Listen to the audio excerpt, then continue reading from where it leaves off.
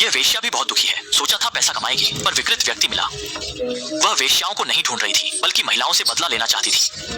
जल्द ही शाओहोंग को बुरी तरह यातना दी गई। चीखें पूरी इमारत में गूंजी। जितना शाओहोंग गिड़गिड़ाई, आदमी उतना ही उत्तेजित हुआ, फिर उसके साथ खेलने लगा।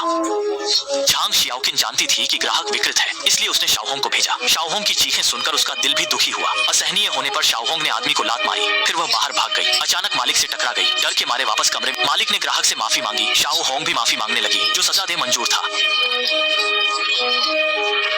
ग्राहक ने माफ नहीं किया। शाओहोंग को लात मारी, कुछ पैसे फेंके और चला गया। फिर शाओहोंग पर मुसीबत आई। मालिक ने पीटा, क्योंकि ग्राहक कलाकार का बेटा था। मालिक गुस्से में था। शाओहोंग भाग गई, अन्य लड़कियों से मदद मांगी। किसी ने मदद नहीं की। अंत में उसने अपनी बहन झांग शियाओकिंग पर उम्मीद लगाई।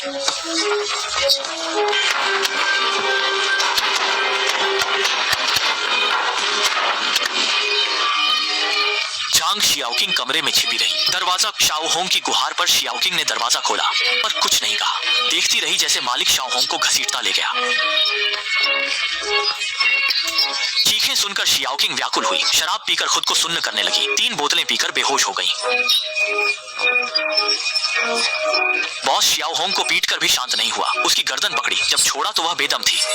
उसने फ्रिज खाली किया, शियाओहोंग के पैर तोड़कर अंदर डाल दिया। शियाओहोंग नफरत से मरी, लाल कपड़े पहने। वह निश्चित रूप से बदला लेने वाला शक्ति। झांग शॉकिंग द्वारा गलती से गिराई मोमबत्ती, जो बुझ गई थी, अचानक फिर जल उठी और जल्द ही कालीन और पर्दे जला दिए। कामुक को मारना आसान नहीं।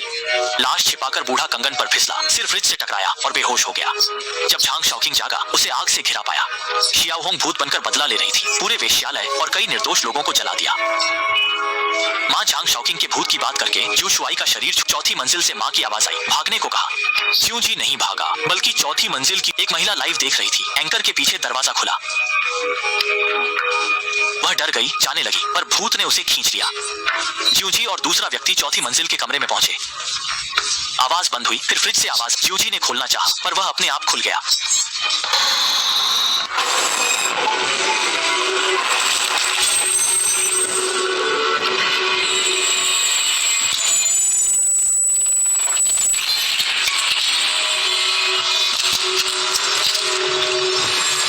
गिरफ्तार महिला फ्रिज से निकली, शियाओहोंग के कब्जे में थी।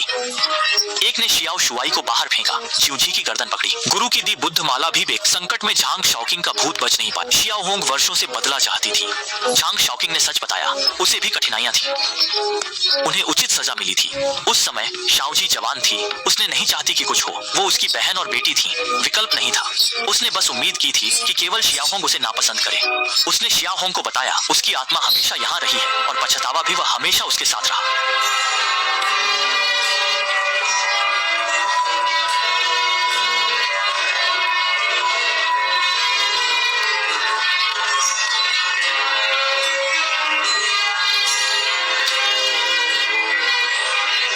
शियाओहोंग के शरीर में भयंकर आग भड़क उठी, क्योंकि उसने कई लोगों को मारा था। उसे नरक में भेज दिया जाएगा।